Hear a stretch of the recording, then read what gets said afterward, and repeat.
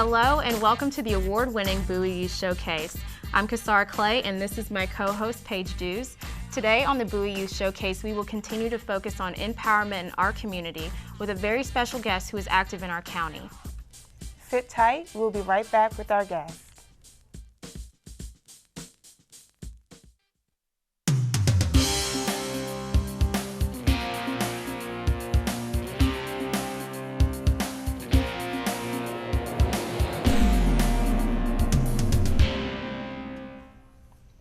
Hello and welcome to the BYS Showcase. Today's guest is Maryland State Delegate Jay Walker, who is also the chairperson of the Prince George's County Delegation. Welcome, Delegate Jay Walker. Thank you for coming on the show. So let's get right to it. Can you tell our viewers what district you represent and what committee you serve on in Annapolis? Sure. Thanks for having me, first of all, ladies. I represent the 26th District, Legislative District 26, which is actually, you may know it, the little picture behind us, National Harbor, Fort Washington, Oxon Hill, all along the Potomac, all the way up to Branch Avenue. Okay. And when did you realize that you had an interest in politics? That's interesting. I went to Howard University and majored in political science. And so growing up, I always wanted to be a lawyer. Okay. But somewhere along the line, I got distracted and became a professional athlete instead. But I always had that desire to want to help people, to give back to the community. I've been given a lot, and I thought a lot was called upon, and there was some help that was needed. There was a politician, Senator Gloria Lawler at the time, who asked me to get involved. She kind of used an athletic cliche and said, get off the sidelines and get in the game. Okay. Paige, what do you have to say? Yes. How difficult was it making a transition from being an athlete to the political candidate? It's different, it's definitely different. I think being an athlete prepared me for my political life now. I like to say when we're in Annapolis, it's like one big locker room. When you play football, it's like you've got different cliques. You've got offensive linemen, defensive players that hang together, running backs, quarterbacks were kind of the leading position there. So Annapolis is no different. You've got folks that are from the Republican far right. You've got some that are somewhere in the middle, some on the left. So I think my athletic career helped me for it, but ultimately it was giving back that got me going. I started a foundation, the Skywalker Flight School, and when we started that, it was a camp that started with 40 kids. We grew to 200 kids, and it was free. And I invited some elected officials to come out. And when they came out, I saw when they were talking to the kids, these student athletes, it was going right over their head. And so they said, well, you can connect to them a little bit. And I think that's why Senator Lawler challenged me to get in the game. Okay. Well, you said that it's like one big locker room, and I know just from personal experience that a lot of the friends that I have, we don't differ a lot. So how do you keep your relationship professional with a Republican candidate or a Democratic candidate? How do you keep that relationship okay? How do you keep that civil? Yeah, I think if you start off just respecting everybody, nobody has perfect ideas. We all think we have good ideas, and you just have to think they're not coming up with these ideas out of spite. They're coming up with these ideas, they're trying to make a difference in what they see is right. Now, their needs of their community could be a lot different. I represent Prince George's County. Our needs are so much different than rural Maryland, but at the same time, you can't fault those leaders from rural Maryland for trying to get all they can for their jurisdiction. And at the end of the day, we have to come together and do what's best for the state of Maryland as well as Prince George's County. Okay. So as an avid supporter of education and physical education, are there any bills that you've sponsored or supported that you were especially proud of relating to the youth and to young adults? Yeah, education, we all care about education. You can talk to every elected official, they're going to put education somewhere in there. I think that the bill I'm probably most proud of, though, was my first bill I ever passed. It was a bill that got rid of cafetoriums. I don't know if you're familiar with a cafetorium. In Prince George's County, we had a number of them. That's when the weather gets bad and your school cafeteria serves as your gymnasium and your auditorium and everything else. And when that happens, you lose physical education. So if we want our elementary schools to get 60 minutes of PE a week, I want it to be 90, but they can't do it when they don't have the space to do it. So we passed a bill that said no longer in the state of Maryland will we build these cafetoriums. You must build additional space for physical activity or recreational activities. Okay, so why is physical education so important? Because Besides me just being a football player. I was not into it. It's been shown that studies show that physical exercise helps with test scores. And the reality is we judge our students by how well they do on a test. How do I know if a teacher's a good teacher? How well do those students do on a test? How do you know if you have a good principal? How does that school do on a test? How do you know if it's a good county? How does that county do on the test? And we've got statistics and data that show that physical exercise helps. It gets your mind more stimulated.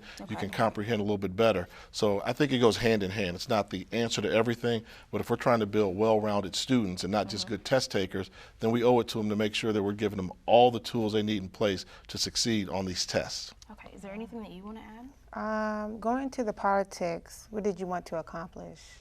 I really want to make a difference. You know, I think local politics is really exciting to me. Down in my jurisdiction, the biggest concern when I went door knocking on all the doors, everybody said, help us with the traffic. It shouldn't take us 30 minutes to go 4 miles to get on the Beltway. So fixing Indian Head Highway, Route 210 was a big priority that I had there in public safety. You know, you want to make everybody safe. Another bill that I sponsored was the creation of the Center for School Safety. And I always believed when I was campaigning that you can have the best schools in the world, but if they're not safe as a parent, you're not going to feel comfortable sending your child there. So we have to make sure that our schools are safe and then learning can proceed. Could you give me an example of what you would do to make the school safer? You know what, if everybody had the answer, I think it would be safe. I think things would be a lot different now. I do believe that it starts from the moment you get to the bus stop. I don't think you just start it when the kid walks in the door. I think you've got issues that start on the bus, and then once they get to school, they just grow larger and larger. Then all of a sudden you have an epidemic on your hands. So I think that the school day starts when you get to the bus stop, and it's our job as leaders to get your child home to you safely. And I think disruptions in the classroom are something that are major. You know, we have a quality education system here. We spend a lot of money. We spend over $12,000 per kid. And I think people don't realize that. That's what we spend as a state and a county educating everybody. So the only thing free about our school system is the fact that we don't charge you to go to our schools. So I think, you know, once you let people know that, hey, we've made an investment in you, trying to give you all the tools you need to succeed in life, then I think you start getting people down the right path, and we're starting to see some changes in our school system. Okay, you said that for average every student is $12,000. Yes. If you want to implement these programs, does that mean more money that has to go that you have to spend per student? Yeah, we've got a formula. It's all formula driven. So that $12,000 figure, that's not different whether you're in the eastern part of the state or whether you're in Prince George's County or whether you're in Montgomery County. We all have a fundamental baseline that we must fund education at least $12,000 per student. I think what you'll see is some jurisdictions have the ability to put more. If you talk about Montgomery County, County, they spend probably close to $15,000 because they have such a huge business tax base. And what we're trying to grow in Prince George's County is grow our business tax base. Projects like National Harbor, that's more tax income that's available to us to spend on things like hospitals and schools. Okay, so aside from getting kids more active in school and moving for PE programs, how do you get them active outside of school? Yeah. Well, they have community service hours that they must address. You know, and it's an exciting time right now. I mean, you know, if you talk about the youth movement right now, when I came out, we never thought there'd be an African-American president. But one thing that President Barack Obama's done is he's instilled hope. You can't tell a young kid from Prince George's County, you can't be president one day. You can. They get involved and they get active. And I think, you know, the lawmaking policy, when I host my leadership day in Annapolis, I'm telling the youth out there, hey, get involved. I'm just holding it down until y'all take over, to use layman terms that they would understand. And by doing so, there's so many things that we affect on a statewide level that I don't think many of the youth understand. Like the age to get a driver's license, when I was growing up, it was 16.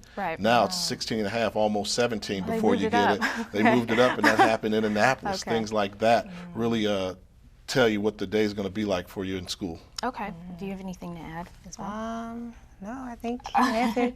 Okay, so as far as, well, I grew up in the South, so it was a lot easier to make connections, and you have internships and finding scholarships. You could always just go to your counselor and ask, and it was not hard for our guidance counselors to find anything for us. So do you offer any internships, internship opportunities or scholarship? Can you tell me any scholarship information that you have for your constituents? Sorry. Sure.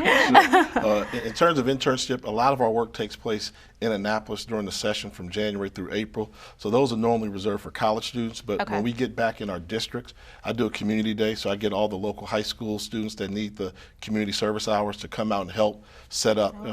In terms of scholarships, each delegate and each state senator has a scholarship fund. So if you're going to a school in the state of Maryland, University of Maryland, College Park, Coppin State, Bowie State, all these schools, if you go to a state school, we have scholarship opportunities, and most of us put them on our websites. Okay, and could you tell me about like just your community day? How does that work? Yeah. Yeah, what it is I just get everybody together. We have we do it at the Sports and Technology Center down in South County. And what we do is we get everybody together. The seniors, we host games and want everybody to get out there and just get to know your neighbors. Kind of goes along with National Night Out, which is a really big thing in Prince George's County. So all we're doing is just get out and know your neighbor. You'd be surprised how many people don't know their next door neighbors, let alone when you talk about getting them all together. So we've done a community day now for the past 7 years, and it's more of a people raiser. We just want people to come out, and Park and Recs help us out. They do a good job. We bring in the police helicopter so the little kids can watch a helicopter land. We give them ices provided by Rita's. Everybody likes Rita's ices, so and we feed them. So it's just really a good time. Okay, so what's the transition been like from delegate to chair of Prince George's delegation? That's a good question. It's been interesting. Obviously, when you're elected to represent the 26th district, my priority was Indian Head Highway 210, the National Harbor, the Tanger Outlets projects in your district. Now that I represent, well, I'm the head of the Prince George's County delegation, it has to expand. So I have to have a vested interest in terms of what's taking place in the northern part of the county, in the central part of the county. I think we all fought for the new hospital that we want built, and that's going to go through. But then making sure, like, the FBI comes to Prince George's County. It won't be in my district, but we want to make sure we do everything we can to ensure that the FBI comes to Prince George's County. The Purple Line won't touch my district again, but that's going to help connect Prince George's County to Montgomery County, which should help spur some economic development. So I've had to look at a more holistic approach. Do you feel that when moving to Maryland, that was one big thing, to access to the metro, access to taxis becoming more pedestrian? Do you think that having the Silver Line, the Purple Line, what improvement is that going to make to Prince George's County? Yeah, when you do studies on economic development, and there's a big state commission that was done, and it says one thing we have in the state of Maryland, we have world-class institutions of higher education. University of Maryland is our flagship. But it's not too easily accessible by metro. And when you talk about Montgomery County, which has the largest population in the state, and Prince George's County, which has the second largest, but they're not connected. So this is going to be a route that can go back and forth. So it'll give you employment opportunities. And I think one thing the county executive has done is he's really made a focus on we must develop around all of our metro stations. We've got 15 of them, which he's earmarked for what we call transit-oriented development. That basically means when you go to a metro station, if you want to live there, you should be able to live close to a metro so you can walk to it, and you can get off the highway so you can kind of ease the traffic congestion we have. And they want to build the economic development around those stations. And the Purple Line, that's a huge project. I mean, we're getting almost $900 million from the federal government, and it's about a $2.2 billion project. Okay, so were there any obstacles that you faced early on in your political career? Obstacles in my political career, I would think it probably came in realizing that just because you didn't win a bill that day doesn't mean that it was a bad bill, and also learning to respect the others.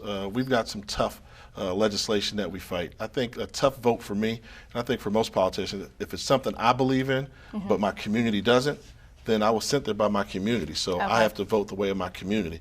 And I think a lot of legislators have to learn to do that right away. It's an easy vote if my community wants it and I want it, yes, yes, yes. But what happens when me and my community don't see eye to eye? And that's when I always say, it was the people that sent me here, and I vote by the way of the people. Was there ever a moment that you thought that maybe this is not what you should be doing? Politically? Yes.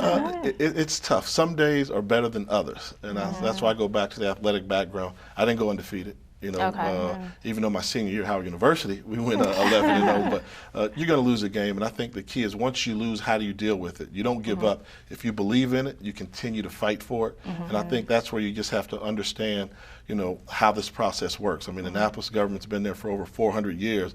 We have one of the oldest state legislatures in America. It wasn't created overnight. It's not going to change overnight. Change takes time, and having the patience to deal with it. Okay, so, well, nowadays, just looking at, I'm just going to use the presidential, the candidates. It seems to be like I've heard that a lot of people aren't taking it as seriously. They look at their politicians. They don't really know what they stand for. So how do you stay relevant? How do you stay in your community? How do you stay relevant and to the youth as well? Yeah, I do a number of town halls. So what I do is I'll host a town hall and ask everybody their opinion on it. And what I do is January through April, when we're passing all these laws, I'm not one of those politicians that likes to go back and tell you, oh, here's what we did this past session. I want to know, what do you think about we're thinking about doing? So I'll host a town hall and get opinions from the people that live in my district and my constituents. And then what I do is I kind of share with them both sides of the story. Give you an example of the gas tax. Gas tax was not popular at all. You talk about raising gasoline prices, people are like, no, no, no. Well, at the time we took that vote, the price of gasoline was $3.65 a gallon. $3.65, and I knew that if we pass this gas tax, if we ever want to fix Indian Head Highway, then we're going to need money to pay for it. So I had to go out and tell my community, would you vote for the gas tax? They all raised their hands, no, no, no. And then I asked the question, well, if the gas tax revenue would pay for fixing Indian Head Highway, would you do it? And then half of them said yes. And then I said, well, what if I told you we could pass a gas tax and the price of gasoline may go up or may go down? We don't know because the federal government controls that. So fast forward a year later, price of gasoline is down to $2.50. You think I received a lot of thank you notes saying thank you? No, but they're thanking me for getting the funding in place to help pay for the highway. Okay, so you're the CEO and president of your own business.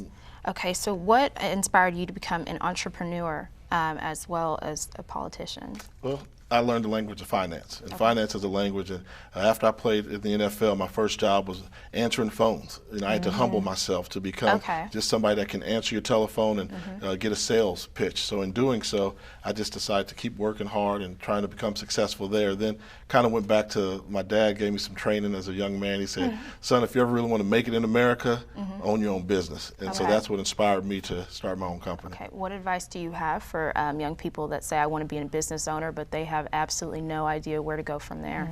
Have a vision. You have to believe in yourself. If you don't believe in yourself, then you can fool all the other people, but you can't fool yourself. I mean, I had a vision that I wanted to become a professional athlete, and I used to go to so many camps, and they would always say, hey, only 2 of y'all are going to make it. And other people would say, oh man, that means I'm not going to make it. My attitude was, they didn't say 0, they said 2. I want to be one of the 2. So if you want to be an entrepreneur, you have to tell yourself there are entrepreneur opportunities out here.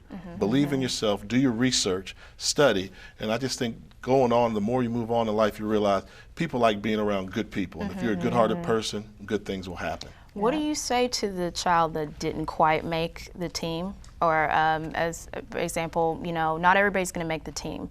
What do you say to that one child that didn't make it?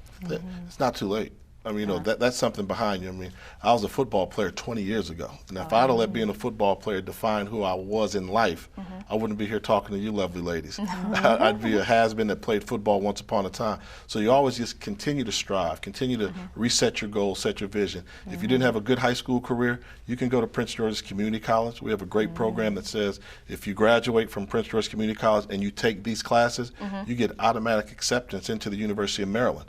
Then you're on your way to getting a 4-year degree. And I think the statistics have shown if you don't have a 4-year degree, it's going to be pretty tough to make it in life. But at the same time, if education is not for you, there are trade techs you can go out there and learn. Get a career. So often people settle for a job, they don't have a career. And I think getting a career and understanding that difference is what will elevate you to the next level. I just have one more question. So are there any misconceptions you want to clear up with our viewers on what goes on at the State House relating to the different stages of passing and writing bills? I think so often a bill, you can just drop a bill whenever you want. We have bill drafters there, so somebody can come up with a crazy idea. And, you know, and I mean, I've had some before, but just because a bill's in place doesn't mean that it's gaining traction. I mean, somebody will put in a bill that'll be just for their jurisdiction, and the rest of the state's like, there's no way we're passing that bill. And then people want to know, well, how'd you vote on it? And I have to tell them, I didn't even vote on it. So it didn't make it that far. It's a process. It's complicated. It takes time. And what we always say in Annapolis is, hey, good bills die right away. Bad bills sometimes pass quickly. But it's the good bills that take the time to dot the I's and cross the T's that make a change for the better. Thank you so much. Sit tight, and we will be right back.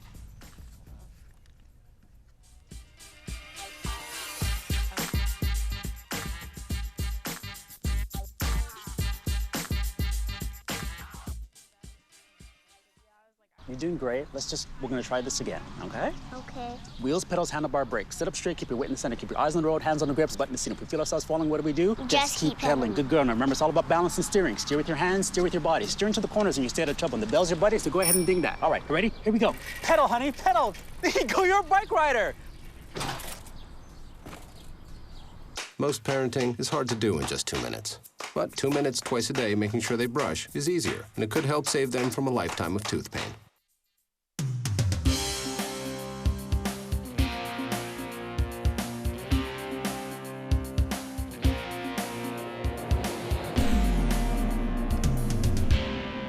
Welcome back. If you have just joined us, we are speaking with Delegate Jay Walker, who chairs the Prince George's County House of Delegation. Who better to help us empower our community? If we learn how the legislative process works in Annapolis, maybe we can be more aware why some bills pass and some do not. Thank you so much. We are joined by Zaccary Goldsmirh and Justin Smothers as part of our Youth Empowerment Panel. Delegate Walker, your first question comes from Justin, and the second comes from Zach.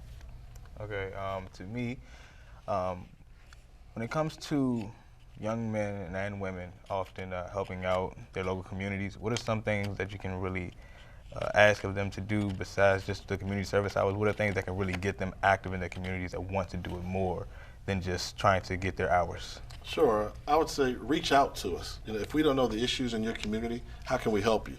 So, I mean, I'm 43 years old right now.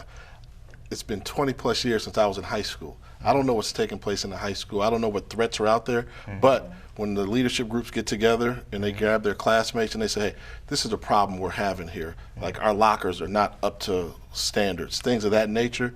When we hear from you, then we know you're paying attention and you're holding us accountable. And the number one thing as a politician, I want to be held accountable for my actions. If you reach out to me and I don't give you any action, don't do what you think needs to be done, then hold me accountable. And let me know that, hey, guess what? I'm voting next year. I'm going to register to vote. And once I vote, you'll hear from me again. Awesome. So, as a pro ball player, as you said you are, what aspects of football do you bring to being a politician? You said pro ball player like you didn't believe I was a pro football player. I'll let that slide now. You can check it out. But no, I think, I'm a competitive person. I think being competitive, I want to win. It's a different type of win. I don't take losing too well, and I don't want to accept losing, but I want to win. And so I think that knowing what it takes to get something done. As an athlete, you have to prepare. You don't win the games on game day. You win it during the off season. You win it in your preparation. So when I've got a bill that's very important to me or my community, I do all my prep work, I study, I do my homework, so that way when a time comes to actually get on the House floor and defend something, it's like I'm speaking from memory and it's easy and I don't even need notes. Okay. Justin, do you have another question to ask? Well, I'm really going to be saying that Zach said, but just to reiterate on it, so what similarities do you see in politics that you saw really in football as well? Like, is it the stress that comes along with the job or, the way that you debate with people and things like that? You're missing one big question. It's the paycheck. You earn a lot more money as a pro athlete, which is something, but this one you do it out of your heart. I would say when you play professional sports, you're doing it because, one, you love the game, but two, there's some economic security that comes along with playing well. This year, we don't get paid a lot of money to be state representatives, but it's the things that you get that necessarily when somebody comes up to you and they say, Delegate Walker, I want to thank you so much for the scholarship that you gave me. That makes me feel good about my job. Thank you for coming out and speaking to my church group or for honoring the Eagle Scouts. It's those things there that people say, you just appreciate when they say thanks. And I think that's something that's different. When I was playing pro ball was, how well did I play? Well, give me another check if I'm playing so well, but they don't go hand in hand that way. And Zach, your second question? As a young person, I have witnessed firsthand about the fact that a lot of young people, they don't find it very important to vote for things like delicacy and stuff like that. So what would you say to them to make them feel like it's important for them as an individual to vote? I think first and foremost, you must understand how old you must be to register to vote. And you get our attention at the polls. I mean, that's what it says. And right now, I think in Prince George's County, we want to do a better job. I mean, this is something that people have died for the right to vote. And when you don't vote, we kind of shake our head like, why do we only have 30% of the eligible voters voting? So we've taken steps to ensure that the young people can become more involved. When you go get your driver's license at the age of 16 and a half, we've got you in the database. You check a box that says send me registration material. You declare your party affiliation, whether you want to be Democrat, Republican, or Independent. So there are things out there, but I always go back to it's communication. It's communication. So I have young guys, I call them my little young G's. I keep it in my district that keep me abreast as to what's going on. Because like I said, I don't know. And when there's a disconnect, and I'm one of the youngest African-American males in Annapolis, imagine some of my counterparts that are in their 60s or 70s, how can they relate to you? You know, you may come and they just may judge you by your hairstyle and say, I don't know. But that's just a fact. That's nothing. No threat to me, big fella. But it's the communication skills there and holding people accountable. And a knowledgeable voter is what we all want. You don't have to vote for me, but know who you're voting for. Just don't go to the box and just push a button because you didn't do your homework. Do you all have anything else to add to that? For me, not at the moment, but do Do I have your vote? of course. All right, my man. Yeah. You too? All right. So thank you, Zach and Justin, for participating in the Empowerment and Our Community panel. We are grateful that we have young men in our community like you too. We look forward to hearing great things from you. Thank you. Delegate Walker, it has been a pleasure learning about all the great things you are doing for our county and young people. Thank you again. Thank you so much for having me. And once again, we would like to thank all of our guests, Delegate Jay Walker, Chairperson of the Prince George's County House Delegation, and our youth panel, Zaccary Goldsmirh and Justin Smothers, for joining us today and sharing all of your knowledge and aspirations, as well as empowering our youth community. I'm Kashara Clay. And I'm Paige Dews. We hope our audience at home has enjoyed today's show. We'll see you next time.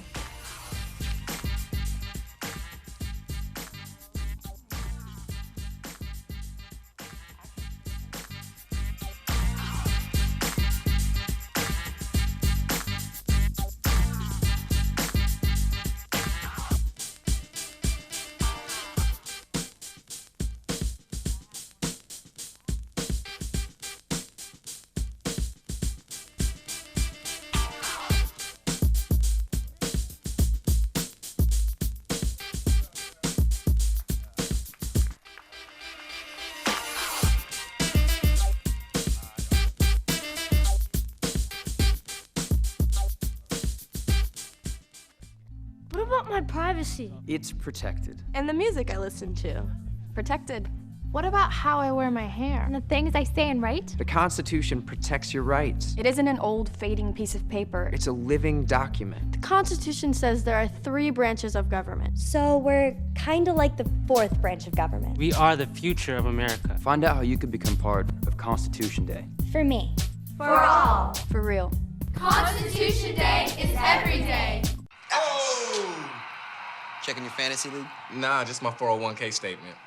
Nice. Where'd you find the money for that? I just been saving a little every month. I can't seem to save anything. Well, what about all this? What about the money you're spending? What money? It's gone before I can get my hands on it. I got a pizza for a Todd. Hey, can somebody spot me? When it comes to financial stability, don't get left behind. It's 547. Get tools and tips for saving at feedthepig.org. Here we are, 2013. We all depend on technology to communicate, to bank, and none of us know how to read and write code. The first program I wrote asked things like, what's your favorite color? Or how old are you? I wrote a program to play tic-tac-toe. I first learned how to make a green circle and a red square appear on the screen. You're just trying to make something, trying to transfer something from your mind to the computer or to a tablet. It's an experience. The whole limit in the system is just that there just aren't enough people who are trained and have these skills today. The programmers of tomorrow are the wizards of the future. You know, you're going to look like you have magic powers compared to everybody else. Great coders are today's rock stars. That's it.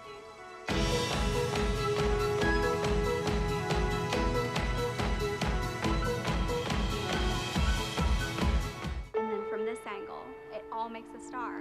I'm a teacher. Let me tell you what I make. I make learning a privilege, not a chore. show up And frustration, a tool, not an obstacle. I make working hard seem easy. And giving up, impossible. And then we're gonna turn the lights and everybody look up. I make an old subject feel like a fresh thought. Finally won. What's your reaction gonna be? Yeah, exactly. And unconventional methods, Okay, what else? common. Little tadpoles, the frogs, the spiders, this is their world. There's nothing. And then they die. Go ahead, go, go, go. I'm a teacher. I make